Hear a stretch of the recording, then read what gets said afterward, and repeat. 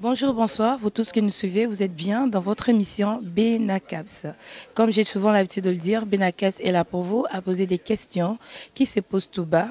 Benacaps ose poser toutes ces questions pour avoir assez d'éclaircissements concernant toutes ces questions.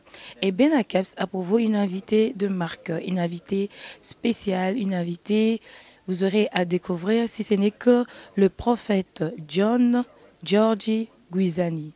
Bonjour prophète. Bonjour, bonjour à tous. Comment vous allez? Oui, ça va, il fait un peu froid, mais ça va. Ça, c'est vrai qu'il fait très, très, très froid. Aujourd'hui, nous allons parler de l'Église. Si vous, personnellement, vous deviez donner une définition de l'Église, quelle est la définition pourriez-vous donner? Je crois que la définition de la Bible elle-même, elle est complète. Une assemblée appelée hors d'eux, c'est vraiment la meilleure. Je crois que l'Église, pour moi, c'est pas d'abord des bâtiments, mais ce sont des hommes et des femmes que Dieu a appelés en les mettant à part, en les consacrant à lui et à Christ pour manifester sur la terre le Dieu qui est invisible. En fait, d'être une visibilité du Dieu invisible, c'est un peu ça. J'aimerais un peu soulever et que nous puissions parler l'Église dans notre communauté, dans notre pays. Nous avons remarqué qu'il y a tellement de bavures, tellement de scandales, tellement de charlatans, de menteurs, des escrocs. Il y en a tellement.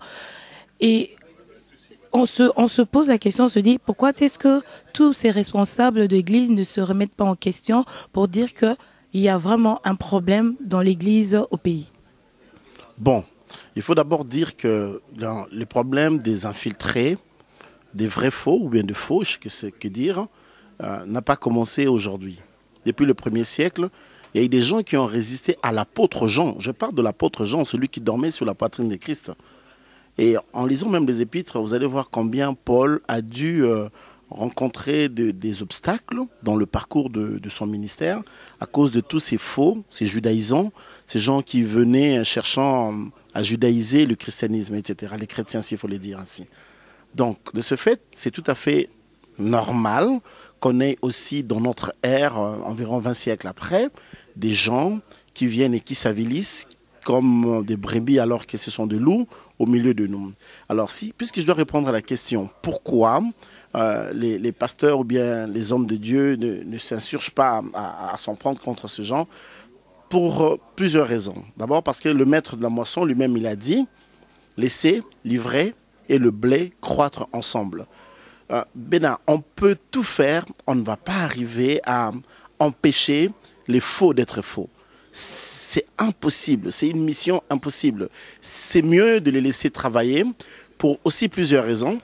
Parce que, du moins, comme ils vont faire des bêtises, les gens vont devenir éveillés. Je crois que le temps est très difficile, comme vous venez de le dire. Donc, il faut que l'Église et que le peuple de Dieu comprennent l'importance d'être prudent, de rester éveillé et d'être vraiment à l'écoute de Dieu et d'être dans le discernement parce qu'on n'a encore rien vu et on verra en tout cas tout. Voilà. On peut empêcher certaines choses à ne pas se produire dans nos églises. Quand nous parlons de l'église dans notre communauté, dans notre pays, parce que quand même, le Congo est un pays qui a quand même impacté d'autres pays voisinages en ce qui concerne le réveil. Mais si on regarde aujourd'hui l'impact et le témoignage qu'il y a à l'église congolaise aujourd'hui, il y a vraiment beaucoup de lacunes. C'est vrai qu'il faut laisser livrer, grandir et tous ensemble et on verra le bon et le mauvais. Mais nous remarquons aussi que ça peut être une prévention pour ceux qui viennent vraiment faire toutes ces catastrophes, qui se lèvent, qui peut parler contre toutes ces personnes-là. À l'Église catholique, on voit que tout est bien ordonné, mais chez nous, chacun fait ce qu'il a envie de faire. Bien. Il faudrait d'abord voir que Dieu lui-même a mis certaines barrières déjà depuis lors pour prévenir l'ivraie et pour prévenir tous ces loups qui devraient venir, etc. L'apôtre même va dire que je m'en vais, je sais qu'après moi, il y aura des loups qui vont venir et qui vont venir faire tant de ravages au milieu de nous. Alors, si je comprends, si la question va être là, si est-ce qu'on peut mettre en place des organisations pour empêcher, pour résorber ou pour aider à ne pas laisser se proliférer de tels genres de comportements ou attitudes ou de tels genres de personnes qui peuvent se mettre en place. Je crois que d'une certaine manière, chaque église ou chaque communauté essaye de s'organiser à sa manière. Mais même quand on aurait la parfaite organisation, ça n'empêchera pas ça. Vous avez cité le nom de l'Église catholique tout à l'heure. Et même au milieu de l'Église catholique, il y a souvent des abbés, bien des prêtres qui continuent à chasser, etc., qu'ils excommunient ou je ne sais pas, que sais-je encore. Ça reste d'actualité jusqu'à aujourd'hui, malgré qu'ils ont un sens d'organisation peut-être un peu plus poussé que les autres communautés, ou bien je ne sais pas, les autres confessions religieuses, s'il faut le dire ainsi. Donc même l'organisation, ça n'empêchera pas. C'est vrai, après le problème, il est là. Ce sont les communautés, à leur manière, qui doivent apprendre à s'organiser et pour essayer de dénoncer ces genres de pratiques.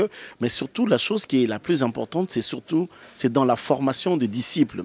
C'est dans la formation des chrétiens qu'on peut aider à trouver ou bien à mettre loin toutes ces mauvaises herbes qui viennent grandir. Parce que même si on réussissait l'organisation, si les fidèles eux-mêmes ne sont pas formés à être disciples de Christ, ils vont toujours se laisser emballer par un tel charlatan qui vient s'aventurer dans les terres du Seigneur. Vous parlez de disciples. Nous sommes quand même conscients que l'Église catholique a contribué en ce qui concerne l'éducation. Parce que même ces prêtres et tout, avant de devenir prêtres, ils ont un temps de formation. Par contre, chez nous, nos disciples, ils n'ont pas le temps d'être formés. Même ceux qui ont été formés, nous voyons qu'il y a trop de lacunes dans l'église de réveil. Aujourd'hui, c'est vrai qu'on dit on refuse pas qu'il y a des bavures aussi dans l'église catholique. Mais c'est tout à fait différent que dans nos églises à nous. Chez nous, c'est vu de tout le monde. Il n'y a pas de tabou. Chacun, il fait ce qu'il a envie de faire. C'est ça, en fait, le grand problème. Et on sait que concernant l'éducation, n'en parlons même pas. L'église de réveil ne contribue même pas à l'éducation, même à l'éducation, quoi. Il y a vraiment un grand lacune.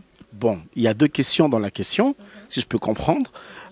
J'aimerais bien dire que la première question pour moi, si je comprends, c'est qu'on peut remarquer facilement à l'Église catholique que la plupart des prêtres, ce sont des gens qui ont été peut-être formés, qui sont allés dans un séminaire, etc.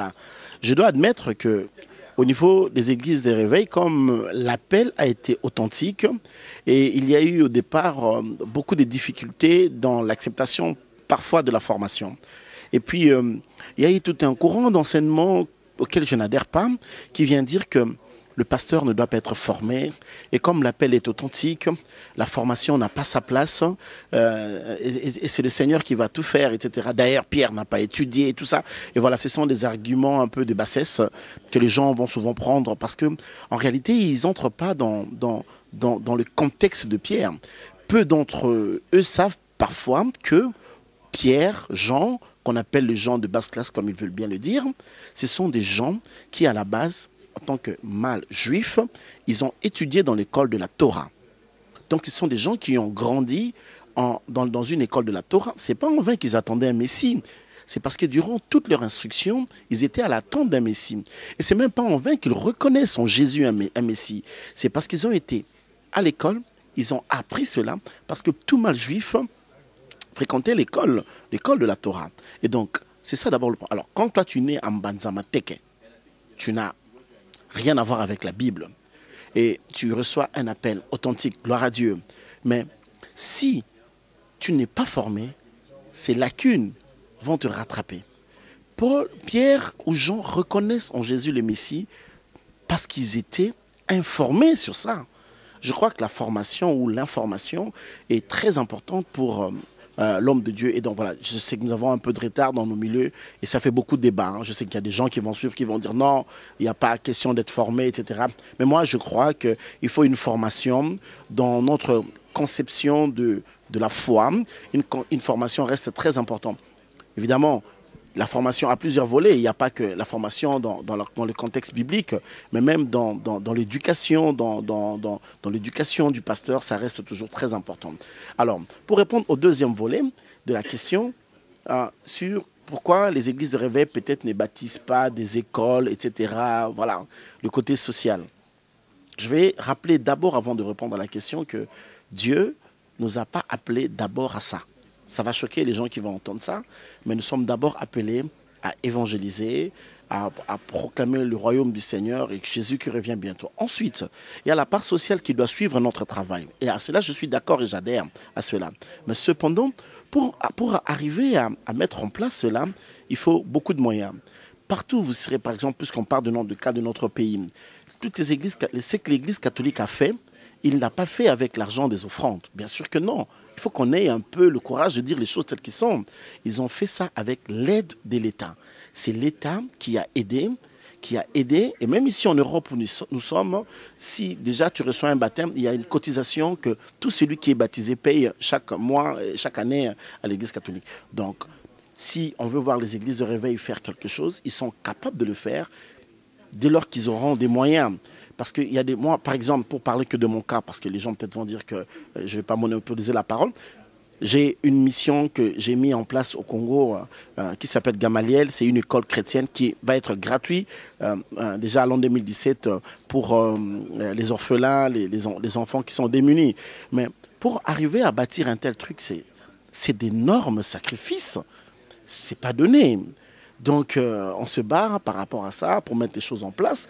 Voilà. Ça, c'est pour dire qu'on a parfois la volonté, mais les moyens ne suivent pas toujours, quoi. C'est après l'État aussi qui doit aussi nous aider, peut-être dans ce domaine, pour qu'on arrive aussi à faire, pourquoi pas, des hôpitaux, etc. Donc, voilà, ça reste délicat, mais l'Église catholique a construit, c'est vrai qu'il y a la volonté qui était l'organisation, le sérieux, mais aussi et surtout parce que l'État a largement contribué pour les aider à faire cela. Si j'ai bien compris, vous avez dit que Jésus vous a envoyé d'abord pour sauver les uns, c'est pas pour le social. D'abord, notre première mission, c'est pas de construire, de faire ceci, etc. Notre première mission, c'est de ramener les âmes au Seigneur, de proclamer le royaume, de préparer le peuple de Dieu à la venue du Seigneur. Ah, c'est notre première mission, mais comme nous sommes sur terre, quoi de plus que normal? Jésus qui a donné du pain, du poisson, quoi de plus que normal que nous faisons le reste? Parce qu'on ne va pas dire que nous attendons le royaume et nous avons des pauvres avec nous sans rien faire pour eux. Si on peut faire quelque chose, tant mieux qu'on le fasse. Nous avons au Congo, ça on ne peut pas le nier, des hommes de Dieu qui sont extrêmement riches, qui font même de la pub de leur richesse pour montrer au monde ou bien aux gens qu'ils sont bien riches. Tu le vois avec des grosses voitures, de grandes maisons, des offrandes. Peut-être il y a 100 paniers à l'église, tous les paniers sont remplis. Et ces personnes ne peuvent pas faire du social. Au lieu de se vanter de leur richesse, tous les biens qu'ils ont, parce qu'aujourd'hui, demain, ils vont quitter cette terre. Pourquoi ne pourrions-ils pas faire du social? Parce que Jésus en a fait aussi le social. Parce que c'est vrai, vous dites que Jésus nous a appelés pour sauver les âmes. Mais ces âmes-là qui sont sauvées, il faut aussi d'amour et d'aide aussi, et un peu de social pour toutes ces personnes. À quoi bon être riche et laisser son frère ou sa sœur dans un état misérable si tu peux l'aider? Donc quelque part, on n'apprend pas c'est quoi l'amour, c'est quoi le donner. Dieu, il a donné. Je n'ai pas encore vu dans mon pays un homme de Dieu riche. Non. Personnellement, je n'ai pas encore vu un homme de Dieu riche comme les gens. En fait, je crois que nous avons un problème d'impression. Les gens sont des impressionnistes. Ils viennent impressionner les gens en faisant croire aux gens qu'ils ont des moyens, qu'ils ont des possibilités. Alors qu'à vrai dire, me dire franchement qu'il y a un homme de Dieu riche au Congo, je connais des hommes politiques qui sont riches. Voilà. Des fois, on est vilipendé à cause de ces comportements pareils, de cette manière, de ces genres d'affichage que les gens font, alors que, à vrai dire, ces gens ne sont pas du tout riches. Mais allez dans leurs églises, allez voir un homme riche, on voit la construction, le genre du temple même qui est construit. Il y en a combien de temples construits au Congo? Allez voir si combien roulent même dans une voiture neuve. Ils en sont combien encore ça, voilà. Moi, je crois qu'il y a plus d'affichage que la réalité en réalité. Donc, c'est plus des affichages où les gens essaient de s'afficher, qui sont hyper riches, qu'ils ont réussi, etc. Évidemment, ils ont peut-être un peu de moyens, ils peuvent avoir de quoi manger, etc., avec leur famille. Voilà. C'est pourquoi des fois, cette colère que je comprends parfois dans le peuple de Dieu ou même chez les gens qui ne prient pas et qui se fâchent contre les pasteurs parce qu'ils croient que ces gens, ils se font de l'argent derrière le dos des gens, ce qui n'est pas vrai. Par contre, je vais dire une chose qui va peut-être bouleverser ceux qui vont être en train de m'écouter. c'est que la plupart des pasteurs au Congo, ce sont des gens qui aujourd'hui investissent dans plusieurs domaines. Je répète qu'ils ne sont pas riches en réalité, mais ils ont plusieurs investissements personnels, ils ont plusieurs entrées dans les affaires qu'ils sont en train de faire autrement. Et la plupart de ceux qui vivent mieux ne vivent pas des offrandes, mais ils vivent de certaines affaires qu'ils ont en cachette qu'ils ne disent pas aux gens. C'est ça la vérité. Mais ça contribue à leur financement. Oui, mais c'est un financement qui est personnel. Ce n'est pas l'argent qu'ils perçoivent des mabonza comme qui aimerait bien s'amuser avec souvent. Et ce n'est pas vraiment de cela. Et là, mais les mbongo de mabonza là, parce que s'il n'a pas les mbongo de mabonza là, il n'a pas les mbongo des dîmes, il ne pourra pas faire des commerces, il ne pourra pas faire quelque chose. Donc c'est les mbongo de mabonza et des dîmes qu'il fait le capital pour aller pouvoir investir ailleurs. Il y a d'aucuns aussi qui, avant déjà de devenir pasteurs, ils avaient déjà une activité qu'ils étaient en train de faire avant.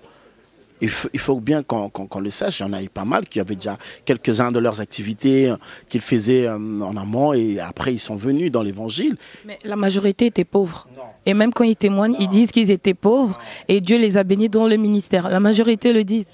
Je ne pense pas que... Allez, au Congo, il y a combien de pasteurs? S'il faut un peu faire l'inventaire qui a été fait en 1997 lorsque Mzee Kabila est venu, il y avait combien? Il y avait une affaire de plus de 50 000 pasteurs dans la ville, hein. Et ben voilà, tu vois, des fois il y a un problème, c'est qu'il y a quelques-uns qui sont peut-être plus élevés et qui peuvent témoigner de leur histoire, de leur passé. Mais il y a pas mal de pasteurs dans la ville de Kinshasa qui ont eu déjà une belle situation, hein. Bon, pas aussi grande, mais qui vivaient pas mal, quoi, qui ne manquaient pas de rien et après qui deviennent pasteurs. Pensez-vous toutes ces personnes qui avaient une bonne vie, qui vivaient bien et tout, ils ont reçu le Seigneur, ils ont commencé à servir Dieu. Ou bien c'est souvent dans la crise, dans les difficultés que Dieu va te trouver dans de situations pareilles et après Dieu t'appelle pour le ministère. C'est en ces moments-là, maintenant, la personne bénéficie des offrandes et de dîmes. Est-ce que si Bill Gates se répandait, qu'il devenait chrétien, qu'il devenait enfant de Dieu, qu'il devenait pasteur, vous croyez que Bill Gates vous direz après qu'il est riche parce qu'il a reçu les offrandes ou bien les dons de qui que ce soit? Non, je ne suis pas en train de faire cette comparaison. Nous parlons d'une majorité de pasteurs convertis au Congo. Je ne pense pas. Je crois que parfois on confond les choses. Tous les pasteurs ne sont pas des misérables comme les gens de basse classe qui n'ont pas étudié, qui n'ont pas un background, qui sont rien et qui sont de moins que rien et qui sont tombés comme ça dans la marmite des offrandes, etc. Non, je n'adhère pas à cette vision. Je sais qu'il y a peut-être 2-3 pasteurs peut-être plus célèbres qui ont témoigné d'une histoire passée, mais non, mais tout le monde n'a pas parlé de sa vie. Il y a pas mal de gens qui étaient déjà pas mal assez bien, voilà, ils vivaient déjà assez bien, bon voilà, je crois en cela. Bref, pour finir peut-être à cette question, je vais répondre clairement. Je crois qu'un homme de Dieu, c'est quelqu'un qui a un cœur à aider. Je ne vais pas parler de moi, je n'aime pas trop parler de moi, mais je crois qu'un homme de Dieu, c'est quelqu'un qui a un cœur à aider. Et je peux vous assurer, pour avoir travaillé plusieurs années dans mon pays, ça fait plus d'une vingtaine d'années que j'apporte la parole de Dieu et que j'ai pu implanter dans mon pays des églises. Je peux vous dire que c'est que les églises et que les hommes de Dieu font en coulisses, ça existe. Il y a des hommes de Dieu qui font des choses extraordinaires, mais ils n'écrivent pas sur ça. Ils ne viennent pas dire à la télé, voici, je fais ceci, je fais cela. Arrêtons de voir toujours... Je disais à quelqu'un, on doit abandonner la vision exotique du pasteur. Donc cette vision-là qu'on a sur les pasteurs, ils sont comme ça. À un moment, il faut vivre avec les gens. Vous allez peut-être découvrir que c'est au quotidien, c'est des humains qui n'ont pas un pied à la place du cœur. Voilà. Dites-moi, prophète, vous êtes prophète. Vu la situation de ce qui se passe maintenant au Congo, il y a une situation vraiment, vous le savez, par rapport aux élections, par rapport aux difficultés qu'il y a au Congo, la situation au Congo maintenant. Est-ce qu'il n'y a pas une personne, il n'y a pas un prophète, il n'y a pas un homme de Dieu qui peut s'élever aujourd'hui et parler de la part de Dieu? Parce que nous avons l'impression, c'est comme si même les hommes de Dieu ont du mal à s'exprimer, à parler de la part de Dieu. Est-ce qu'il n'y a pas un homme? Élie s'est levé pour parler de la part de Dieu. Mais à Kinshasa, avec tous les pasteurs qu'il y a, est-ce qu'il n'y a pas un homme qui peut se parler aujourd'hui, changer la situation au Congo? On n'a pas besoin de plusieurs, juste un homme peut bouleverser les choses. Oui, mais il doit se lever pour dire quoi? C'est ça la question. Pour dire et parler de la part de Dieu. Parce que vous n'allez pas me dire qu'il n'y a pas une parole de la part de Dieu en ce qui concerne le Congo. La question, elle est, il doit dire quoi? C'est ça, si vous me donnez la réponse, et puis je pourrais dire quoi? Parler de la part de Dieu en ce qui concerne la situation du Congo. Écoutez, je vais d'abord dire une chose. D'abord, pour moi, la politique, c'est dans les sphères privées. Tout ce qui est politique, je préfère que ça soit vraiment dans les sphères privées. Je ne viens pas du tout afficher. Alors, aussi, il faut comprendre que le Congo, ce n'est pas Israël. Ce n'est pas du tout Israël. Nous ne sommes pas dans une théocratie. Nous sommes dans une démocratie. Et dans une démocratie, ça veut dire que ces gens, le peuple, qui votent des constitutions, qui votent des lois, etc., on ne met pas Dieu dans une constitution. C'est-à-dire que les gens régissent leurs lois selon l'humanisme, selon eux. Et donc, cependant, le fait qu'ils le fassent, ça veut dire qu'ils ont mis Dieu hors de leur circuit, hors de leur fonctionnement. Ça, d'abord, il faudrait bien le savoir. Après, ne croyez pas que les hommes de Dieu ne parlent pas. Si Dieu me parle sur un homme politique, qui que ce soit, ce n'est pas à la télé que je viendrai le dire. Je veux le voir en particulier, lui passer le message, etc. Mais en ce qui concerne nos cas, pour peut-être essayer un peu de parler, nous devons être sûrs d'une chose, que il n'y a pas qu'au Congo. Le monde va aller mal partout. C'est comme ça. C'est la fin des temps, c'est inscrit. Je sais pas. On a vu, par exemple, au Nigeria, il y avait tous ces terroristes qui venaient, qui violaient les femmes et tout. Au dépôt, il s'est levé, il a dit, plus jamais ces jeux vont se faire. Mais au Congo, il y a des viols, il y a des tortures, il y a pas mal de choses qui se font à Kinshasa, au Congo. Mais il n'y a pas un homme qui peut s'élever et dire fin et mettre fin à toutes ces choses. Parce que vous pouvez dire qu'on n'est pas en Israël. Mais il y a un homme de Dieu qui a dit, si vous priez vraiment sincèrement, Dieu va vous révéler des choses pour le Congo. Il va vous parler de la situation du Congo. Mais maintenant, si vous dites que c'était Israël, Dieu n'a pas changé. Donc c'est le même Dieu qui peut aussi parler pour la libération de Congo. Même si les hommes, dans leur constitution, ont mis Dieu hors fonctionnement, Dieu a fait des choses dans son amour extraordinaire pour cette nation. Il faut le dire. Et bon, même si Oedipo a parlé, Boko Haram n'a pas arrêté de tuer les gens là-bas. Il continue à tuer les gens. Mais il s'est levé, il a parlé. Oui, mais c'est ce que j'essaie de faire comprendre. Je pense au lieu de tuer 10, et maintenant peut-être c'est 2. Il en a sauvé 8. Mais qui dit quelqu'un dans une brousse qui on s'y déclaré? Moi, je crois que Dieu fait des choses. Et je crois que nous faisons aussi à notre manière les choses pour faire avancer les choses en essayant de contribuer. Mais après, on doit éviter l'exhibitionnisme, on doit éviter tout ce qui va être ostentatoire, toute forme d'impressionnisme. Ça, je ne pense pas. Après, si Dieu te dit, va dire telle chose au-dessus de tout le monde, tu le dis. Mais si Dieu ne t'envoie pas venir dire des choses qu'il a adressées à Bénin devant tout le monde, ben, tu ne le feras pas. Ça ne serait pas sage de le faire ainsi. Allez, je comprends que les gens veulent des fois nous pousser. Tout le monde dit, il faut être comme Élie, il faut être comme et tout. Ben, écoutez, je veux bien, mais j'aimerais bien qu'on fasse des choses telles que le Seigneur nous conduit de le faire, non pas pour pleurer au peuple, ni pour pleurer aux gouvernants. Je ne suis pas quelqu'un, je ne crois pas aux hommes politiques, je crois en aucun homme politique au monde, moi. Je crois ni en aucun programme du monde. Je sais que ça peut choquer qui donc pourrait bien l'écouter, mais j'aimerais qu'on fasse des choses telles que le Seigneur nous demande de le faire, qu'on ne le fasse pas par pression du pouvoir ni par pression du peuple. Voilà, c'est un peu ça, c'est ma manière de voir les choses, quoi. La façon dont... Je pense que Dieu, parce que Dieu parle, bien sûr, et je pense que Dieu a parlé à des hommes de Dieu en ce qui concerne les Congo, mais beaucoup ont peur à cause de la corruption. Ils ont peur de ce qui va arriver, les représailles. Je ne peux pas parler à la place des gens qui ont reçu un message de Dieu et qui ont eu peur. Si je reçois un message de Dieu concernant le pays, je l'adresserai à la personne où le Seigneur m'a demandé de le dire. Je n'aurai pas peur de lui dire parce que je ne suis pas ce genre de personne qui flatte les gens. Quelques autorités qui me connaissent, ils savent que quand il fallait dire que ça c'est mauvais, je les ai dit en privé que ça c'était mauvais. Donc voilà, l'essentiel des fois, vous savez, dans nos dirigeants, il y a beaucoup de réalités. Souvent, ils n'aiment pas les gens qui leur disent non. Ils aiment bien les gens qui leur disent tout le temps oui. Bon, moi j'essaie, quand j'ai un message du Seigneur, de dire que ça c'est pas bien. Après, c'est vrai que c'est pas la télé que je viendrai dire qu'il y aura ceci, il y aura cela. L'essentiel, c'est d'aider, de parler avec les personnes et d'essayer de faire avancer les choses. Mais la parole de Dieu reste la parole de Dieu. Dieu, il parle, il connaît le Congo et Dieu nous aime. Voilà. Mais Nous pouvons faire, allez, c'est juste un constat, nous remarquons que depuis les années 90, en ce qui concerne l'éducation, les enfants ont eu le temps de profiter de l'éducation. Mais depuis 1990, disons 80 jusqu'à maintenant, ça va de plus en plus, c'est de plus en plus catastrophique en ce qui concerne l'éducation. Vous avez parlé qu'il faut avoir le temps de former des disciples. Même ceux qui se autoproclament pasteurs, ils n'ont pas eu le temps d'avoir une formation.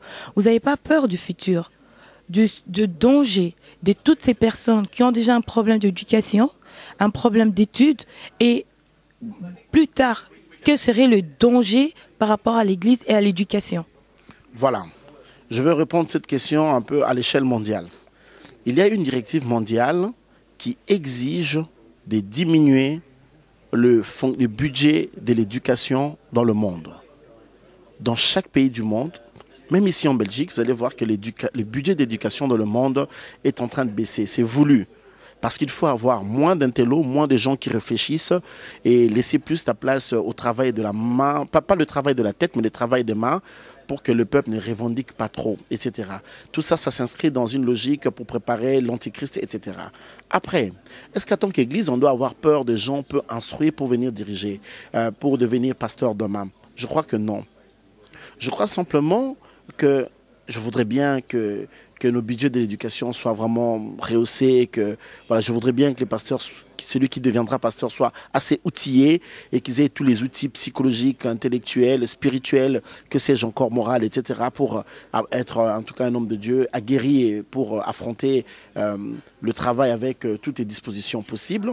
Seulement, je ne crains pas qu'il y ait un homme de Dieu qui ne soit pas si intellectuel, s'il faut le dire, parce que je crois que s'il est passé par la formation auprès d'un maître, il peut apprendre et acquérir certaines sagesses et être capable d'être... Parce qu'après, il y a aussi des gens qui dirigent des grandes églises qui n'ont pas des grands diplômes d'université, mais ayant appris auprès d'un maître, et ils sont devenus des hommes capables d'apporter et de faire moins de scandales, ou même de ne pas en faire encore. Voilà.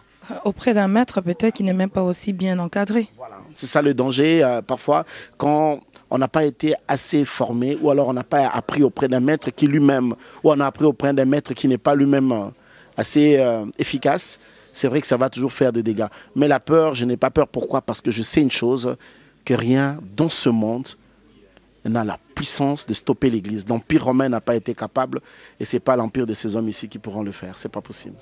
Pensez-vous que l'État congolais, aujourd'hui, avec tout ce qui se passe, peut s'accorder avec les églises? Est-ce que l'Église a assez d'impact aujourd'hui au Congo pour que l'État puisse s'associer avec eux pour l'avancement du Congo? On ne va pas sortir de cette nation. C'est impossible de réussir l'essor de cette nation sans l'apport de l'Église. C'est impossible, je le dis bien. Pour moi, je dis... l'homme politique qui peut aider le pays à prendre de l'essor doit avoir deux qualités.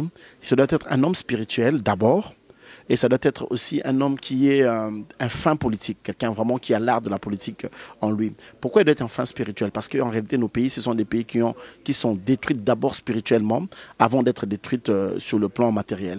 Ce sont des hommes qui sont détruits. C'est vraiment les esprits des hommes qui sont détruits. Donc, il faut d'abord commencer par reconstruire le chantier de l'esprit de l'homme. C'est le premier chantier à faire dans ces pays pour permettre. Alors, comment réussir l'essor du pays sans l'Église? C'est impossible. Vous ne vous imaginez pas le nombre d'églises qu'il y a au Congo. Je vous assure, il y a plus de 100 000 pasteurs au Congo. Et toutes ces églises ont des extensions à l'intérieur.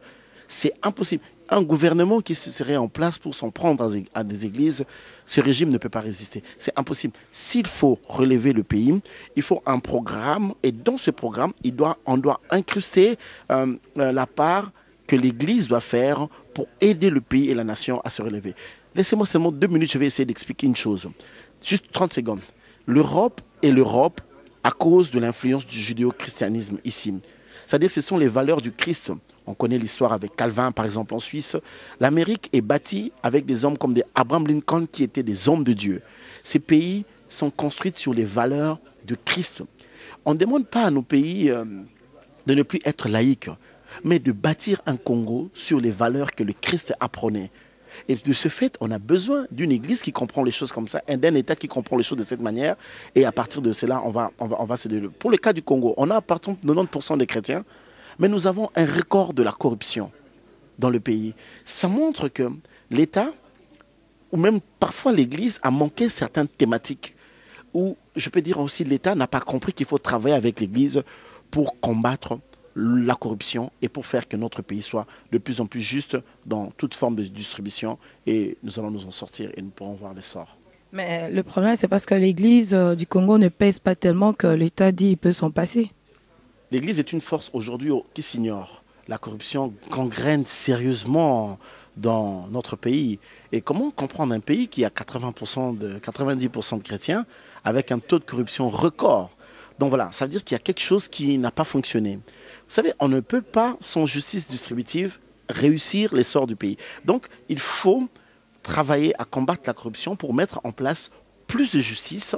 Et je crois que pour ça, l'État a besoin de la main de l'Église pour que l'Église l'aide à...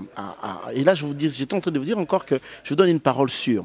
À l'allure où vont les choses, il va arriver un moment où Dieu va susciter des hommes que Dieu va mettre pour que les choses prennent une autre dimension et que le peuple de Dieu puisse être dans la joie. C'est un peu ça.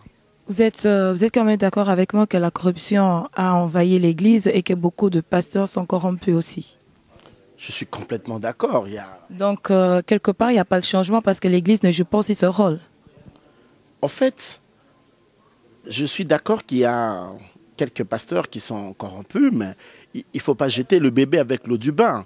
Parce que si on avait vraiment de pasteurs et qu'il y avait une plateforme où le pasteur pouvait parler ensemble et s'élever, dire que en ce qui concerne la corruption, on est contre le message à donner à l'Église, il faut faire un changement et tout, que le président soit là ou pas, l'Église aurait eu de l'impact. En fait, je l'ai bien dit, je vais répéter ça de manière la plus claire. D'abord, j'aimerais dire qu'on ne jette pas le bébé avec l'eau du bain. C'est pas parce que un ou deux, trois pasteurs sont corrompus que tout le monde est corrompu. Bien sûr. C'est une majorité. Hein. Non, c'est au contraire. C'est une petite minorité qui est corrompue. La grande majorité, ce sont des gens intègres. En fait, le pasteur, c'est pas celui que vous connaissez, que vous voyez à la télé. Il y a des milliers d'hommes de Dieu qui sont sérieux, qui travaillent avec sérieux et qui ne sont pas connus, qui n'ont jamais été sur YouTube, qui n'ont jamais été à la télévision. Et qui font du travail efficace que moi je connais personnellement et pour qui j'ai beaucoup d'estime et de respect et qui sont des vrais hommes de Dieu. Notre problème c'est quoi? C'est qu'il y a 2-3 cas de lépreux qu'on connaît et voilà, on généralise sur base de ces gens-là. Je ne pense pas que ça soit ça. Alors, je crois que l'Église a encore en son sein des hommes pieux qui ont encore une certaine notoriété et sur eux on peut travailler pour essayer de combattre la corruption, ce qui sera un combat qui n'est pas facile pour n'importe quel régime qui est en place dans des pays africains. Qui est le père charismatique aujourd'hui au Congo que vous pouvez recommander au peuple congolais? Waouh, cette question elle est difficile. C'est trop difficile. Comment pourriez-vous, c'est difficile, si on parle des Nigériens, on peut citer un homme de Dieu, si on parle même à Ukraine, il y a un homme de Dieu, qu'on peut dire, il y en a tellement, tu parles de Yongisho, il y en a, mais à Kinshasa, quel est cet homme ou le père charismatique aujourd'hui à Kinshasa que vous pouvez recommander? C'est tellement difficile que de nommer une seule personne au Congo parce que c'est difficile. J'admets que c'est difficile. J'aimerais plutôt dire que chaque personne qui connaît qu'il a un homme de Dieu qui est saint, qui craint Dieu, qui est honnête, ils peuvent se référer. En citant 3. C'est très difficile d'en citer même 10, je ne pourrais pas. En fait, j'ai l'impression que vous fouillez cette question. Donc, il n'y a pas des hommes, il n'y a pas de pères charismatiques aujourd'hui au Congo. J'admets dans cette émission que c'est la question qui est pour moi la plus délicate à répondre. Parce que, voyez-vous, il m'aurait suffi de citer un seul, l'autre va dire « Ah, donc tu ne me reconnais pas ». Il m'aurait suffi de citer 3, ça va me mettre dans une situation qui est délicate. Et étant un fils de plusieurs, je ne préférerais pas nommer un seul. Ça sera très délicat. Mais c'est ça le grand problème qu'on a aujourd'hui, on n'est pas honnête. Je ne vois pas la malhonnêteté là, en tout cas. La malhonnêteté, parce que vous ne voulez pas répondre à cette question. Vous êtes en train de dire, parce qu'il y aura l'autre qui va dire qu'il n'était pas content, l'autre comme ça. Mais vous-même, personnellement, prophète John, Pourriez-vous me dire le père charismatique aujourd'hui à Kinshasa ou au Congo que vous pouvez recommander? Cette question, elle est piégée. Pourquoi vous cherchez l'homme charismatique? Référons-nous à Jésus, croyons en Jésus. C'est la meilleure des choses. Voyez-vous, vous ne m'avez pas demandé mon père, si vous m'avez posé la question sur mon père dans la foi, je pourrais vous dire, mais vous me demandez au Congo. Voilà, on a combien de provinces? Et voilà, on a environ une masse de plus de 60. Les personnes que vous connaissez, vous ne pouvez pas connaître tous les Congos. Il y a au moins des hommes de Dieu que vous connaissez. Pour vous, aujourd'hui, vu l'histoire du Congo, quel est ce père charismatique aujourd'hui au Congo que vous pouvez recommander? Je reconnais que nous avons peut-être 2 ou 3 pères, s'il faut le dire. Nous avions Heidi Nabala, André-Jacques Verneau, et nous avons par exemple Papa Kelani, qui sont vraiment des hommes sur lesquels on pouvait encore... après, mais c'est vrai qu'après, il y a eu... Là, vous me parlez dans le passé. Moi, je demande maintenant au présent. Hélas, je n'ai pas de réponse, c'est Jésus. Je ne réponds pas à cette question. Que faire? Comment faire pour que l'Église puisse reprendre sa place au Congo? Alors... Qui a dit que l'Église n'avait pas sa place? C'est d'abord ça la grande question. Parce que c'est des choses qui sont souvent dites au milieu de la communauté, au milieu c'est quelque chose... On n'a même pas besoin de dire, il suffit juste d'aller sur YouTube, vous allez voir toutes ces choses. Mais que faire? Vu le lacune aujourd'hui que l'Église a, on est quand même conscient qu'il y a certaines églises qui ont beaucoup de lacunes.